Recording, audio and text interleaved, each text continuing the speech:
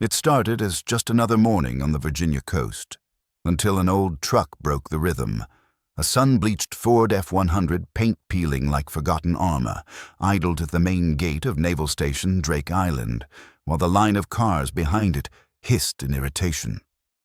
Captain Marcus Hale had stepped down from his office to inspect a report, one of his unannounced inspections that made him a legend for all the wrong reasons. He wasn't supposed to work the post, but Hale believed problems look different when you face them eye to eye. "Sir, identify yourself and state your purpose," he said, his tone cutting through the humid Virginia air. Sharp, practiced, absolute. Behind the wheel sat Elias Ward, 73, his face carved with the kind of lines that come from years of wind, grit, and memory. He didn't blink. Didn't even turn when a siren wailed somewhere down the line. The guards beside Hale shifted uneasily, boots grinding gravel, but Ward's hands stayed loose on the wheel. Steady, deliberate. Hale stepped closer, sunglasses catching the reflection of that stillness. It wasn't defiance. It was something heavier. Discipline fossilized by time. On Ward's sleeve, Hale spotted a patch. A silver hammer tilted across folded wings, 6 tiny stars stitched beneath. The threads were dull, but the design held an authority that didn't belong to civilians. Hale frowned. "That's some kind of biker emblem? Looks homemade." Ward said nothing. Only the slow rumble of the F-100 filled the silence, its idle steady as a heartbeat that refused to quit. Someone in the line behind muttered, "Sir, traffic's backing up." A phone camera clicked. Hale's jaw tightened. "License. Now." Ward turned at last. Slow, deliberate. His eyes were pale blue, clear as winter sky. They didn't challenge, they measured. And for the first time in his career, Hale felt measured back. He couldn't explain why, but something about that look, the patience, the gravity, made every instinct in him hesitate. He didn't know it yet, but this wasn't just an old man at the gate. Something older had come back with him, something the Navy had forgotten it once owed. If you're watching this right now, tell me, where are you tuning in from? Every place has its own soldiers, its own ghosts. And if you want to follow the rest of this story, hit subscribe, turn on the bell, and stay in formation. Because what happens next changes everything. Captain Hale's patience snapped like a tripwire. "Show me your ID. Now." Elias Ward didn't argue. He moved slow, deliberate, reaching into the glove box. Metal creaked. The crowd had grown. Phones raised, voices hushed. The old man drew out a cracked leather wallet bound by a faded rubber band. Inside was a sun-bleached military ID, the laminate worn smooth from decades of handling. A younger face stared back. Same eyes, same stillness. Hale snatched it, scoffing. "This expired 40 years ago. You trying to be funny, old man?"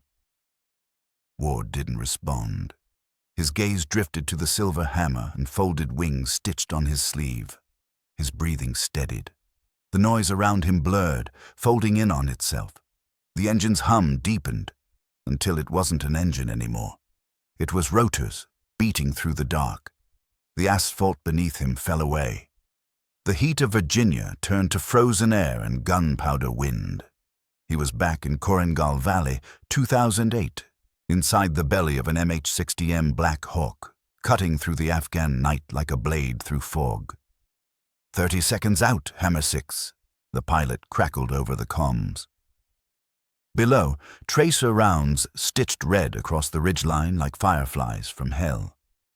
Ward gripped the M240B, the steel trembling under his gloves. Through the green haze of NVGs, he saw the valley floor, his men pinned, outnumbered, fading fast. He pressed the trigger.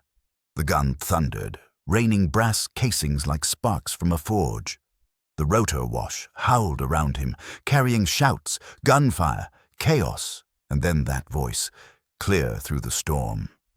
"Hammer 6, bring the rain." For one heartbeat, he was young again, unstoppable, certain, the storm and the silence that followed. Then the sound faded. The rotors softened, dissolving into the slow, impatient tap of Hale's finger on the truck roof. The battlefield vanished. Only asphalt and sirens remained. Ward blinked once, his pulse steady, his eyes calm. The ghost of rotor wash still echoed in his chest. Hale mistook that silence for weakness. "That's it," he barked. "Step out of the truck." But Ward didn't move. Those pale eyes stayed on him, cool, unflinching, weighing every inch of the man in front of him. Because Elias Ward wasn't trapped in memory. He was remembering why men like him never raised their voice unless it mattered. And before this day was over, that truth would tear straight through the chain of command itself. The phone rang once, twice. Then came a gravel-thick voice. "Master Chief Briggs." "Sir, it's Petty Officer Josh Nguyen, Security Division, Gate 1. His voice shook. "We've got a situation. Civilian male, name's Elias Ward. Refusing orders. Wearing a patch, silver hammer, wings, 6 stars. Captain Hale's preparing to detain him." Silence. Then the scrape of a chair. Hard. Slow. "Say that again, son." "Silver hammer, wings, 6 stars." For a long moment, Master Chief Harold Briggs didn't breathe. The air around him changed, like the room itself remembered something it shouldn't. He had heard those words once, years ago, in a sealed JSOC orientation. "If you ever encounter the hammer and wings insignia," the Admiral had said, "you stand down. That's not a unit. That's a legacy." Briggs didn't hesitate. He was already moving, boots pounding the marble corridor, radio clutched tight. "All stations, code gray, command level eyes, on Gate 1. Now." Within minutes, command channels lit up. No one wanted to be the one who hesitated if the symbol was real. Doors slammed. Officers froze mid-step as Briggs tore through the hallway, urgency radiating off him like heat. He didn't knock when he reached Rear Admiral Sarah Whitaker's office. She looked up, irritation sharp as steel. "Chief, what the hell is—" "Ma'am," he cut in, breath heavy. "Gate 1. Captain Hale's detaining an elderly man. Hammer and wings insignia." 6 stars. Whitaker went still. Her pen rolled off the desk and hit the floor. "Are you absolutely sure?" "Yes, ma'am." A long pause. Then she straightened. Decision replaced disbelief. "Get me transport and the Marine Ceremonial Detachment." Briggs hesitated. "Ma'am, full honors. For a civilian." Whitaker's eyes hardened. "If this is who I think it is, we'll do it right, optics or not." Outside, the base came alive. Sirens, radios, boots hitting pavement in rhythm. Marines in dress blues formed up with precision, rifles gleaming under the morning sun. Inside the speeding Suburban, Whitaker stared through the windshield, her reflection ghosting faintly in the glass. She remembered another room, long ago, dim lights, Pentagon briefing, a general's voice that never left her. "Hammer 6 isn't a call sign. It's a ghost protocol. If he's alive, you salute him. Then you pray he never had to come back." At the gate, Captain Hale barked orders, hand resting near his sidearm as phones kept recording. Tension spread like a live wire through the crowd. Then came a sound, deep, growing, unmistakable. Engines. Multiple. 4 black vehicles appeared on the horizon, their lights slicing through the haze, engines howling like thunder down the access road. The crowd fell silent. Hale squinted, the sun catching his glasses. "What the hell is this?" he muttered. But deep down, his gut already knew. This wasn't a response team, it was the chain of command, and it was coming straight for him. The roar of engines shattered the morning calm. 3 black Dodge Chargers and a Chevy Suburban tore down the access road, lights strobing red and blue across the haze. The checkpoint froze. Soldiers stopped mid-step. Civilians lowered their phones. Even the radio static died mid-breath. Captain Hale's voice cracked. What is this?" The convoy braked hard just yards from the gate. Doors flew open in sync. Marine Security Forces detachment, stationed for joint ceremonial duties, spilled out in full-dress blues. Rifles at ceremonial rest, white gloves bright against the morning sun.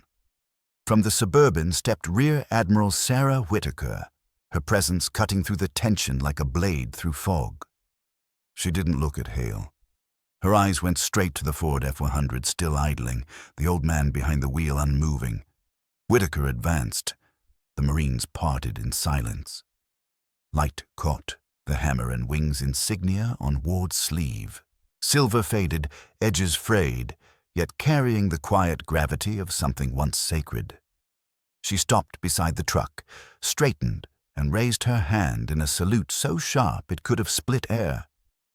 "Mr. Ward," she said, her voice calm, carrying.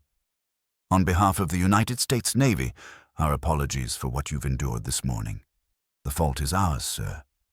The entire gate fell silent. Captain Hale's throat tightened. "Admiral, with respect, he's a civilian. Why are we—" Whitaker turned, eyes like steel. "Captain, your understanding isn't required." The words landed like a slap across marble. Hale froze. The guards looked away. The crowd whispered, confusion and awe tangling in the heavy air. Whitaker turned back to Ward. For a long heartbeat, neither moved, just two generations, face to face, linked by something too old to name. Then Ward opened the door. The hinge groaned, a sound like memory remembering itself. He stepped out slowly, back straight, his breath steady. Sunlight caught the edge of his sleeve. The silver thread glinted once, faint but alive. The Marines straightened. Whitaker's salute remained high.